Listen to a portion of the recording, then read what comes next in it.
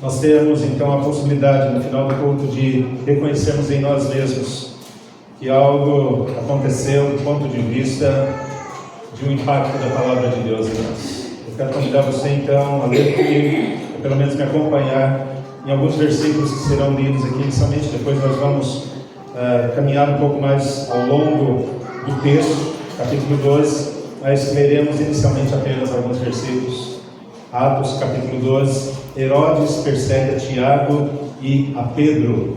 Herodes persegue a Tiago e a Pedro. Antes de fazermos a leitura, deixa eu fazer uma observação aqui, talvez nos chame a atenção para aquilo que nós vamos conhecer agora aqui em Cristo. Nessa semana, precisamente quinta-feira, Dona Priscila orou pela família agora há pouco, graças a Deus, ele já está em casa, o Eduardo. Um garoto de 13 anos descendo uma das ruas aqui próximo à rodoviária, bateu, descendo de bicicleta, sem freio, perdeu o controle e bateu no muro e se machucou muito. Havia uma possibilidade dele morrer. Havia receios quanto a isso. Aqueles que estão aqui são pais, podem imaginar a aflição daqueles que estavam próximos. Graças a Deus tem paz. Mas eu chamo a atenção aqui para essa expressão, morte. Morte é algo que nos assusta. Morte é algo que nos deixa por vezes paralisados. Nós temos um texto que faz referência de um modo extremamente difícil de se experimentar.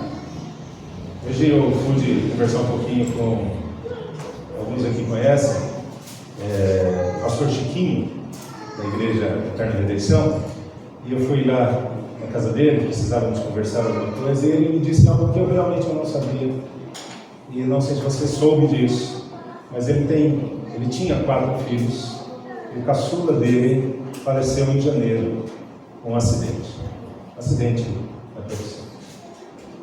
Você pode imaginar a dureza disso. Então, dentro desse contexto, eu quero convidar você a ler aqui Atos capítulo 12 e reparar o início do que é dito para nós. Lucas então escreve o seguinte: por aquele tempo mandou o rei Herodes prender alguns da igreja para os maltratar.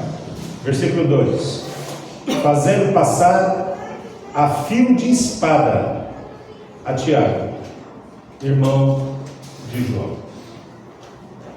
Vendo ser isto agradável aos judeus, prosseguiu, prendendo também a Pedro. E eram os dias dos pães asmos. A gente vai prosseguir depois, mas eu paro aqui. Eu chamo a sua atenção. Há uma morte aqui, há um assassinato de alguém que é atingido, a sua família sofre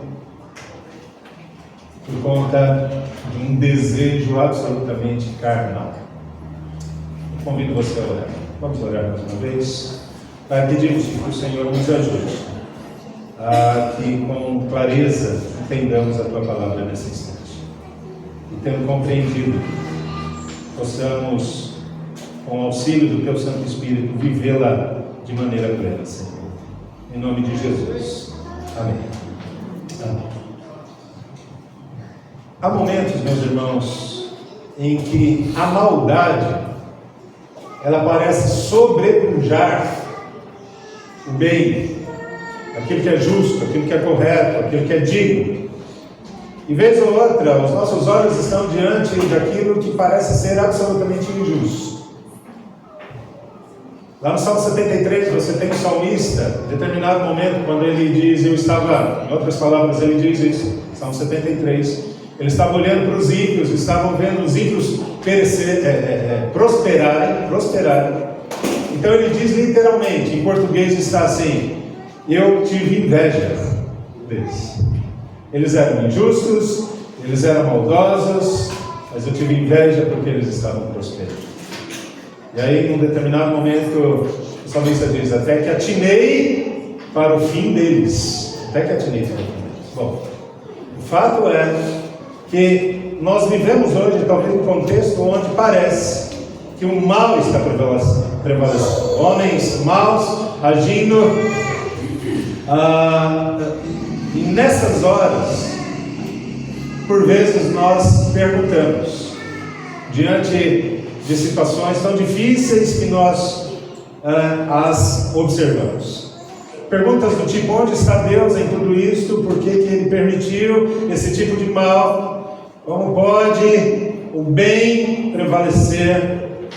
Como pode o bem estar perdendo para o mal? Eu pergunto aqui: você já se viu nessa situação? O texto aqui, meus irmãos, diz que este homem, Herodes, ele passa a perseguir a igreja. Nós precisamos conhecer aqui um pouco o contexto para entender essa perseguição. Tiago e João, Tiago esse que morre aqui, e João seu irmão, eram extremamente achegados, família muito próxima. Mateus capítulo 10 talvez nos mostre isso. Eles trabalhavam juntos nos negócios, na peça do pai dele, alguém chamado Zebedeu. Eram provavelmente primos de Jesus e passaram 3 anos em contato direto com o mestre, participando ali intimamente do núcleo íntimo do Senhor Jesus. Tinham certamente os dois, João e Tiago, esperança e sonhos de como Deus os usaria para espalhar o Evangelho até os confins da terra, o Evangelho. Mas agora, e conforme o versículo 2, Tiago é brutalmente executado. E o texto vai mostrar para nós, daqui a alguns instantes, que Pedro poderia ser o próximo apóstolo. Muitos ali, possivelmente, imagino eu aqui, perguntaram exatamente nessa hora: por quê? Por que dessa forma? Tiago, alguém que serve a Deus, um homem ou um jovem, com talvez a vida toda pela frente, morto dessa forma. Uma tragédia acontece. Hoje, meus irmãos, igualmente, muitos crentes, talvez muitos cristãos, fazem a mesma pergunta: por quê? Há alguns anos atrás, um pastor chamado Daniel Perrot, pastoreando a igreja de Itaém, eu já havia saído de lá há muitos anos, e aí ele adoece, é internado e morre. Deixa seus filhos já adultos, a igreja crescendo, a igreja pujante, uma igreja com muitos jovens, extremamente ativa. E durante o seu velório, você podia ver ali as pessoas chorando pelo impacto que aquela morte causa naquela igreja. Meus irmãos, eu estou chamando a atenção quanto a isso, porque a minha questão aqui é: o Evangelho, ainda que se faça tentativas de acabar com ele, de extingui-lo, o Evangelho não para, o Evangelho prossegue, ainda que a morte seja uma realidade.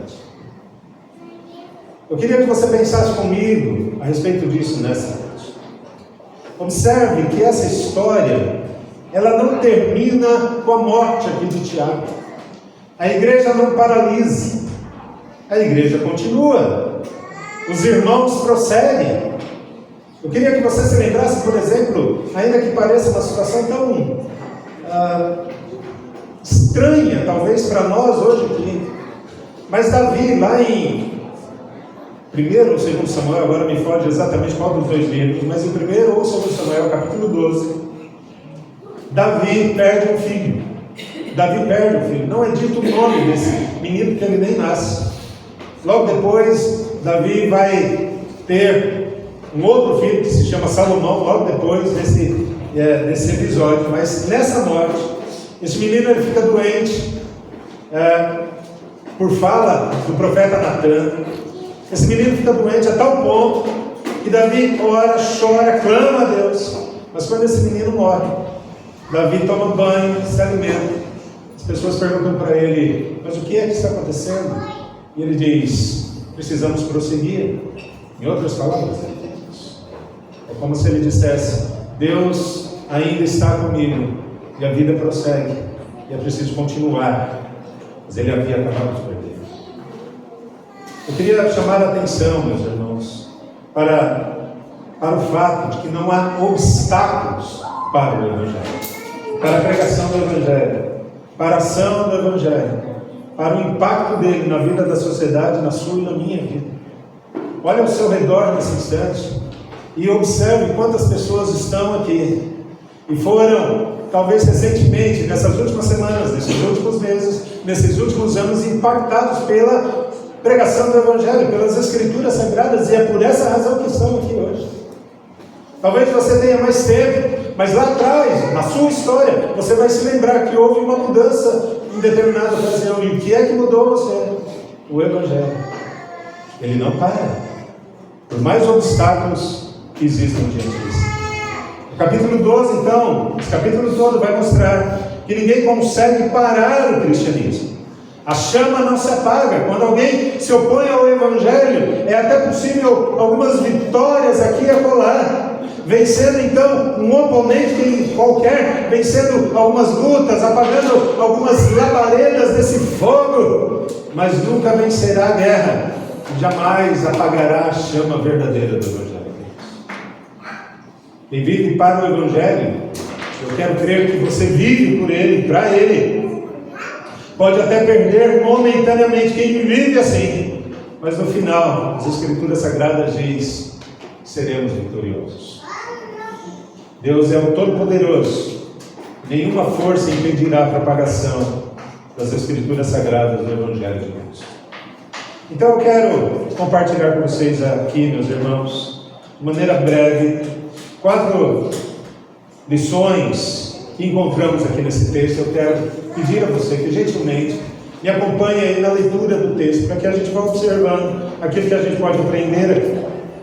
A primeira coisa que nós aprendemos nesse texto é que Deus não impede tragédias. Deus não impede tragédias. Novamente comigo, leia o verso 1 ao verso 4. Naquele tempo mandou Herodes prender alguns da igreja para os maltratar, fazendo passar a fio da espada a Tiago, irmão de João. Vendo ser isto agradável aos judeus, prosseguiu prendendo também a Pedro, e eram os dias dos pães asmos. Tendo-o feito prender, veja, Herodes lançou no cárcere. Lançou quem? Pedro, entregando a 4 escoltas de 4 soldados cada uma, para os guardarem, tensionando, ou seja, com a intenção de apresentá-lo ao povo depois da Páscoa. É justamente a referência a pães asmos aí no versículo 3. Observe, nenhum ato perverso, incluindo o assassinato ou a morte de homens de Deus, ou de mulheres de Deus, incluindo isso, nenhum perverso, meus irmãos, vai fazer algo que seja fora da vontade ou dos decretos de Deus. E essa é a primeira coisa que eu queria que você e eu nos lembrássemos, ou tivéssemos de maneira definitiva no nosso coração. Deus, por exemplo, não perde o controle quando Herodes dá a cabeça, esse mesmo Herodes, dá a cabeça de João Batista num prato para a filha de Herodias, conforme Mateus capítulo 14. E Deus aqui nesse momento também não perde o controle quando Tiago está sendo aqui decapitado, porque essa é a morte que Tiago sofre. Eu gostaria que nós soubéssemos que até mesmo as ações mais terríveis, lembrássemos disso, do anticristo que um dia surgirá aqui na face da terra, nos tempos finais, até essas ações estarão sob o controle de Deus, porque ele será removido quando for o tempo. Deus tem muito claro definido isso para nós. No entanto, antes disso, e agora isso serve para mim e para você, antes que o anticristo surja e seja removido, tudo isso no controle de Deus, é preciso que nós nos lembremos que muitos cristãos ainda vão sofrer e vão morrer, mas não mortes naturais, muitos desses morrendo por causa de Cristo. E diante dessa realidade, 3 lições que eu entendo nós podemos extrair daqui. Primeira lição, quanto ao fato de que Deus não impede tragédias. Primeira lição aqui: aqueles que ensinam que é sempre a vontade de Deus, e grife isso, muita gente tem ensinado isso, Deus sempre tem essa vontade, esse é o querer de Deus: curar as doenças, livrar das tragédias e dos problemas, fazer com que as pessoas prosperem e sejam elas afastadas da morte. Eu queria que você ouvisse isso com muita atenção. Quem diz isso é falso profeta, está mentindo, não é verdade. Gente que diz que a vontade de Deus única e exclusiva é curar, livrar de problemas, fazer pessoas prosperar. A única vontade de Deus é essa. O desejo de Deus é esse. Não há outra manifestação divina. Está mentindo. É falso. Olhe para mim um instantinho. É só você olhar para a sua história e você vai observar as suas quedas, as suas limitações, os seus problemas, as doenças, as dificuldades financeiras, os problemas inúmeros. Com permissão de quem? De Deus, no controle dele. E se você é um homem ou uma mulher de Deus, você vai entender em determinado momento que essas dificuldades, esses problemas, Deus permite para te lapidar, para te melhorar, para te fazer produzir mais, para te crescer. Esse é o objetivo.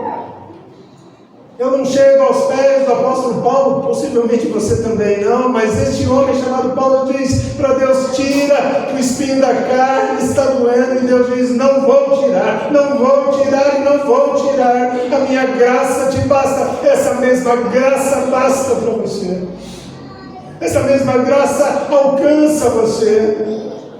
E ainda que o risco de morte esteja presente, a graça do Senhor te basta.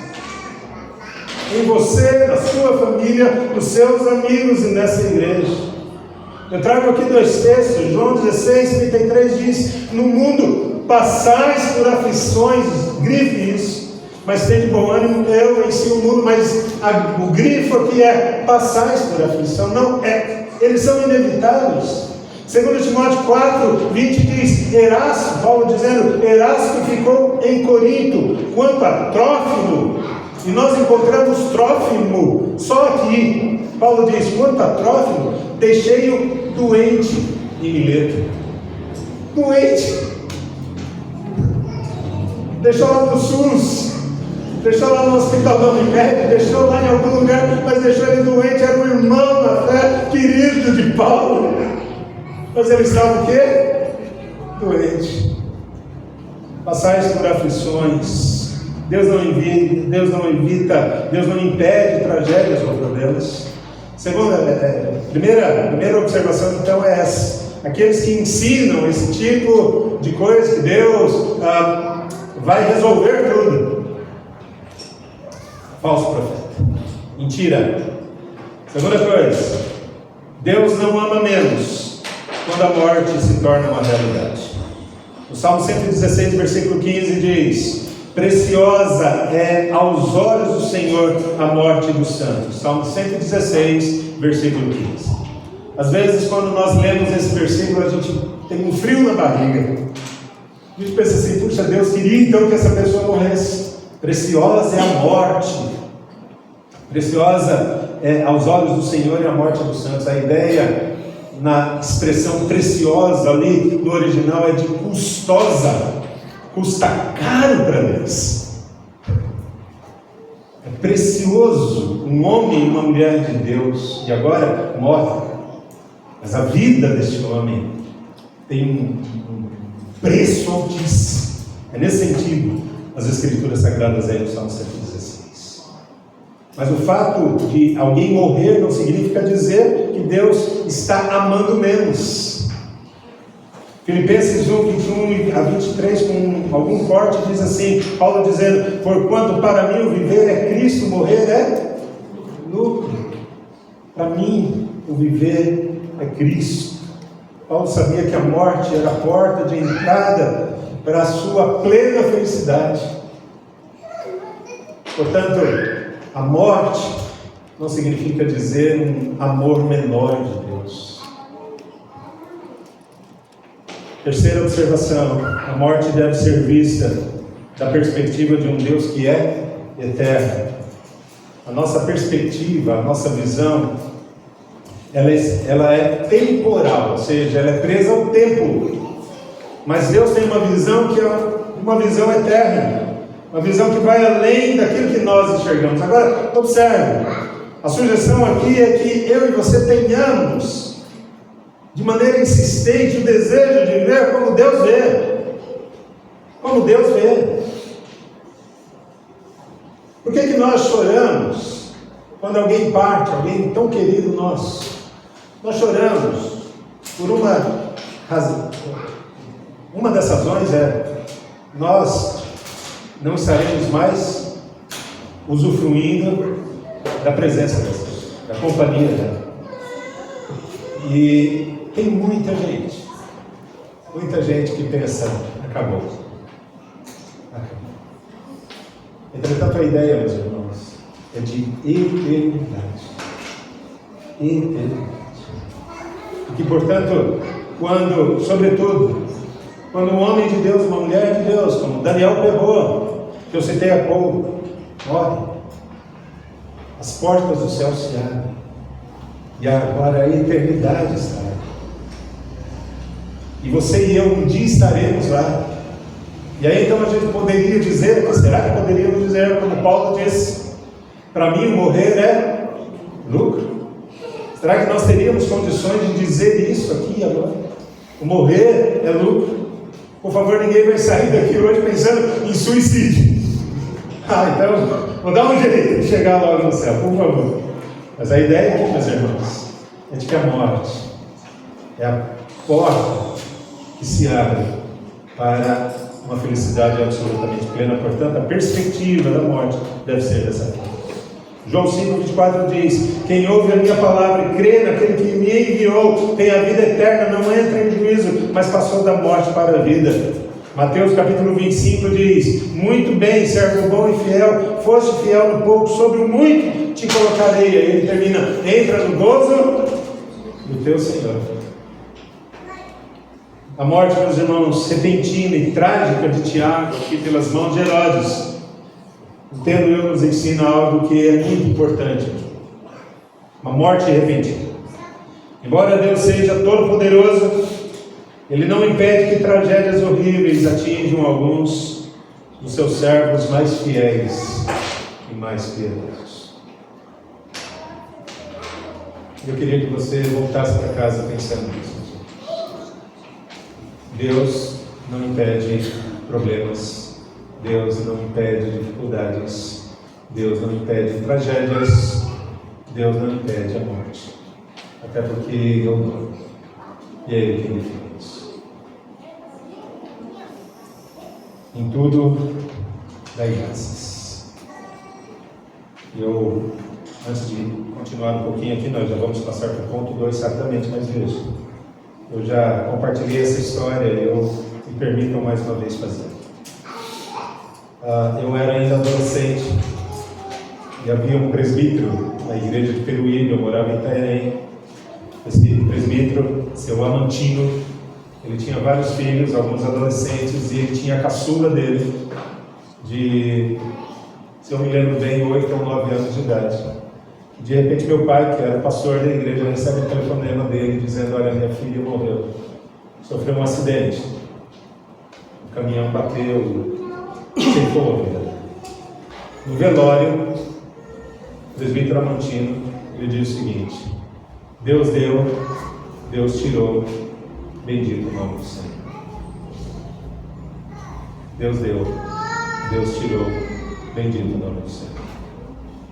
Quantos pais aqui diriam a mesma coisa? De maneira absolutamente tranquila no seu coração. Uma das coisas mais difíceis é entender e compreender a ação de Deus em momentos assim. Entretanto, meus irmãos, a morte repentina, sobretudo de homens e mulheres de Deus, deve nos lembrar que Deus não impede isso. Deus não vai impedir. Segunda coisa, Atos capítulo 12, do verso 5 a 19, vai nos ensinar que Deus pode libertar os seus servos.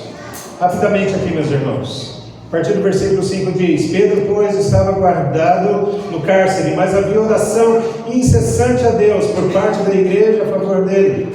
Quando Herodes estava para apresentá-lo naquela mesma noite, Pedro dormia entre 2 soldados, acorrentado com 2 cadeias, e sentinelas à porta guardavam o cárcere.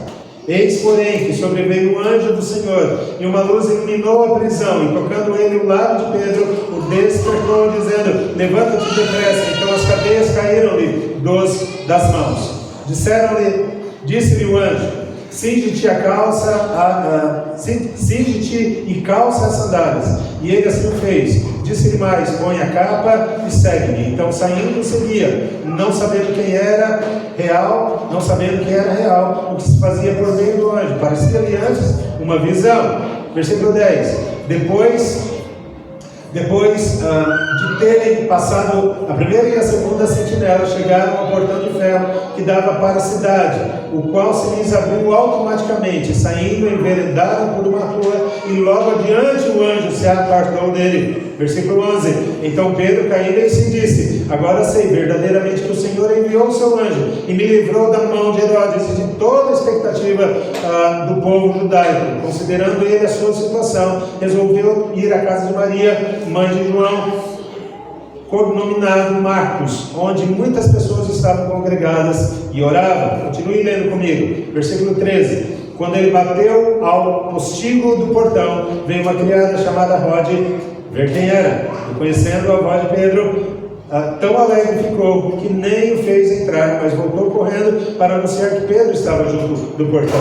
E eles lhe disseram: Estás louca? Ela, porém, persistia em afirmar que assim era. Então disseram: E é o seu anjo. Entretanto, Pedro continuava batendo. Então eles abriram, viram-no e ficaram atônitos. Ele, porém, fazendo-lhes sinal com a mão para que se calassem, contou-lhes como o Senhor o tirara da prisão, e acrescentou: Anunciar isto a Tiago e aos irmãos. E saindo, retirou-se para outro lugar. Sendo já dia, houve não pouco alvoroço entre os soldados sobre o que teria acontecido a Pedro. Versículo 19.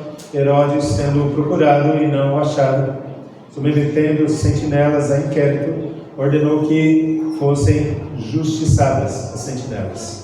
E descendo da Judéia para Cesareia, Herodes passou ali algum tempo. Segunda lição: objetivamente, Deus pode libertar seus servos. Deus tem poder para isso. Nada pode impedir, meus irmãos, Deus de agir em favor da sua igreja e de seus filhos. Absolutamente nada. Não há obstáculos para isso. Nada está fora do alcance do Senhor. Entretanto, meus irmãos, nem sempre é assim. Porém, se Deus quiser libertar, socorrer e resgatar, Deus vai fazer. Deus poderia facilmente ter poupado Tiago, mas Deus não o fez. Por outro lado, tirou Pedro da prisão mais segura que Herodes já havia feito. E nós lemos aqui como foi a prisão de Pedro. Capítulo 12, versos 7 a 11. Eu vou ler com alguns cortes para lembrarmos. Sobreveio um anjo do Senhor, uma luz iluminou a prisão, tocando ele o lado de Pedro, despertou, dizendo: Levanta-te depressa, vamos sair daqui. Então saindo, seguia, chegaram ao portão de ferro que dava para a cidade, e aquele portão se abriu. Então Pedro disse: Agora sei verdadeiramente que o Senhor me livrou. Eu fiz vários cortes aqui, mas o fato é que Pedro é livre de um local e de uma situação absolutamente impossível de acontecer. Impossível. Herodes usou as melhores ferramentas à disposição naquela época para tentar impedir a ação divina. Mas ele fracassou, porque contra Deus não há possibilidade de vencer. Observe então agora aqui comigo 3 elementos presentes aqui nesse trecho que lemos. Primeiro, Deus é mais glorificado quando frágeis nós ficamos na dependência dele. Quanto mais fragilizados estamos, mais dependentes dele somos. mais consciência da dependência, da necessidade dele temos. Versículo 1 a 3, novamente: mandou o rei Herodes prender alguns da igreja. Era um público-alvo que Herodes tinha, para os maltratar. E aí ele passa Tiago ao fio da espada. E aí ele percebe que isso é agradável aos judeus. Então ele manda prender a quem? A Pedro.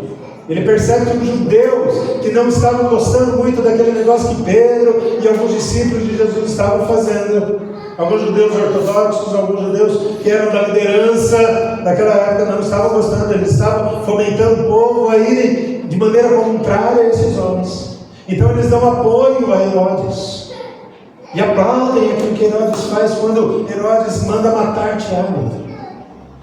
E aí então o que acontece? Ele diz, Herodes, ele diz: eu vou mandar prender Pedro. E aí no versículo 6 diz que Pedro dormiu entre dois soldados, acorrentado com duas cadeias, e sentinelas guardavam o cárcere. A vida de Pedro aqui, portanto, estava unicamente nas mãos de quem? Do ponto de vista humano, na mão de Herodes.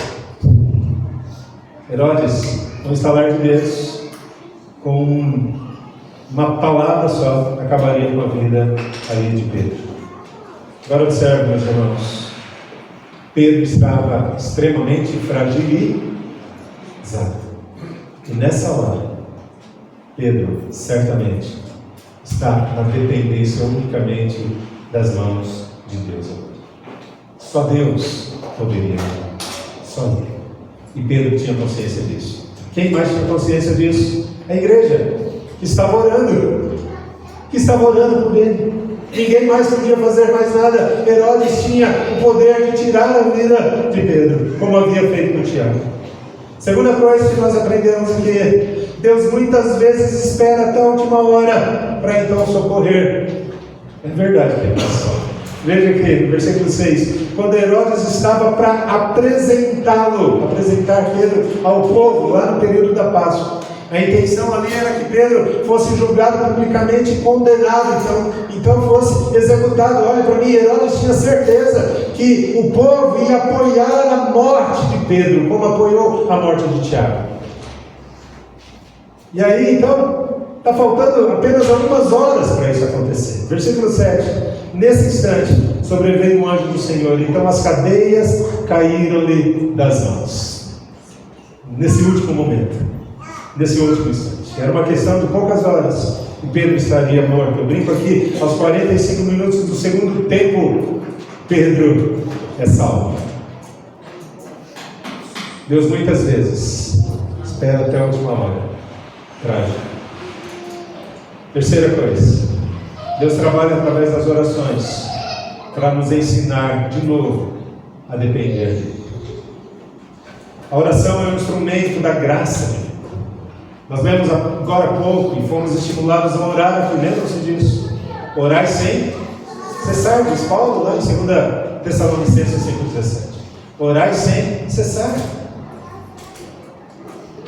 A oração é um instrumento da graça divina, um presente para o seu povo, para ser utilizado em favor do próprio povo, um meio para que os planos de Deus se cumpram, um meio para que os cristãos aprendam a depender totalmente dele. Portanto, a ideia aqui, meus irmãos, é que nós, eu e você, sejamos não apenas estimulados, mas mais do que isso, entendamos a necessidade de orar e orar cada vez mais. Quanto mais oramos, mais abençoados somos, pois ela, a oração, vai nos tornando cada vez mais dependentes do Senhor. Os versos 5 e 7 dizem mais ou menos assim: Pedro estava guardado no cárcere, mas havia oração incessante a Deus por parte da igreja a favor dele. Verso 7 mais uma vez: então as cadeias caíram-lhe das mãos. Por causa da oração, Deus pode libertar seus servos de situações, muitas vezes, do ponto de vista humano, impossível. Portanto, a ideia é orar. Caminhamos mais um pouquinho, meus irmãos. Dos versos 20 a 23, nós temos lá Deus removendo agora os problemas, os seus opositores, as dificuldades. 20. Ora, havia séria divergência entre Herodes e os habitantes de Tiro e de Sidom. Porém, estes, de comum acordo, se apresentaram a ele, e depois de alcançar o favor de Blasto, camarista do rei, pediram reconciliação, porque a sua terra se abastecia do país do rei. Em dia designado, Herodes, vestido de traje real, assentado no trono, dirigiu-lhes a palavra. E o povo clamava: é voz de um Deus e não de homem. No mesmo instante, o anjo do Senhor o feriu, por ele não haver dado glória a Deus. Comida de verbos, Espírito. Queria que você ficasse atento a essa última expressão aqui no versículo 23, ou a penúltima expressão. Por ele não ter havido dado glória a Deus. Ele é Espírito. Observe. Herodes, dentro do histórico dele, possivelmente ele era um megalomaníaco. A ideia aqui é que possivelmente ele tinha delírio de poder, de grandeza, de onipotência. Era um homem que se via como Deus. Entretanto, veja o que o texto nos mostra. No versículo 20, diz lá: ora, havia séria divergência entre Herodes e os habitantes de Tiro e Sidom. O fato aqui, meus irmãos, é que essas duas regiões, Tiro e Sidom, dependia economicamente de Herodes e do governo dele ali. E agora, então, eles precisavam de um favor de Herodes. Então, o texto continua dizendo: de comum acordo se apresentaram a Herodes e pediram reconciliação. Eles estavam tentando fazer um acerto com Herodes, diante do problema que eles tinham ali com aquele governo. E aí, então, o texto continua dizendo: em dia designado, Herodes, assentado no trono, dirigiu-lhes a palavra. Lemos há pouco. E o povo clamava: é voz de um Deus e não de homem. Herodes aqui é chamado de Deus. Então, possivelmente, ele se infla de prazer. Eu de fato sou Deus. Ele pensa. Mas o texto segue e diz: no mesmo instante, o anjo do Senhor o feriu. Herodes então morre por não ter reconhecido que Deus é o único e que toda a glória é só dele. E talvez você não saiba disso, mas no histórico de Herodes, na genealogia de Herodes, há judeus. E talvez Herodes tinha algum conhecimento a respeito do Deus que Jesus anunciava, aquilo que os discípulos estavam dizendo aqui. E portanto a ideia é que Herodes então tinha alguma consciência de que, em última análise, ele estava lutando contra Deus. Mas mesmo assim ele não para. Ele prefere a bajulação de pessoas à sua volta, aqueles que estavam em torno dele. Como ele não deu a Deus a devida glória, ele morre. E agora observe, ele morre por causa de um parasita que alguns estudiosos mostram isso no seu intestino, conhecido aqui como solitária, decorrente, eu estou lendo aqui, decorrente da ingestão de carnes de boi ou de porco. Este verme adulto, já adulto, no intestino de alguém, pode provocar uma inflamação extremamente terrível, crônica, e dependendo do caso, atingir outros órgãos. E essa é a razão pela qual aquele homem morre. Herodes então morre aqui, meus irmãos, por causa de um verme, por causa de algo tão pequeno. Imagina isso: alguém que se achava um Deus é morto por um verme. Diante deste quadro, meus irmãos, eu penso que é uma lição que nós precisamos ter aqui e guardá-la. Buscar a glória para si próprio é declarar guerra contra Deus. Buscar a glória para si, trazer a atenção para si, é guerrear contra Deus. Mas eu termino aqui, meus irmãos. Deus não deixa a chama do Evangelho se apagar. Veja como Lucas encerra este capítulo, versos 24 e 25. Entretanto, a palavra do Senhor crescia e se multiplicava. Barnabé e Saulo, cumprindo a sua missão, voltaram de Jerusalém. levando também consigo a João, apelidado de Marcos. Esses versos aqui mostram que o cenário sendo preparado para a expansão do Evangelho entre os gentios estava pronto. O cenário estava pronto. Nesse cenário aqui, Herodes e muitos outros se tornam opositores de Jesus. No entanto, eles sofrem sob a mão pesada do Senhor. Eram opositores, mas Deus elimina esses opositores. Os apóstolos e a igreja primitiva sofrem, é verdade, muito, chegando alguns até mesmo a morrer, de morte, muitas vezes mortes violentas, queridos. Mas a palavra de Deus continua a crescer e a se multiplicar. A palavra de Deus continua a crescer e a se multiplicar. E Deus então recompensa esses que morrem no Senhor, recompensa esses homens do céu.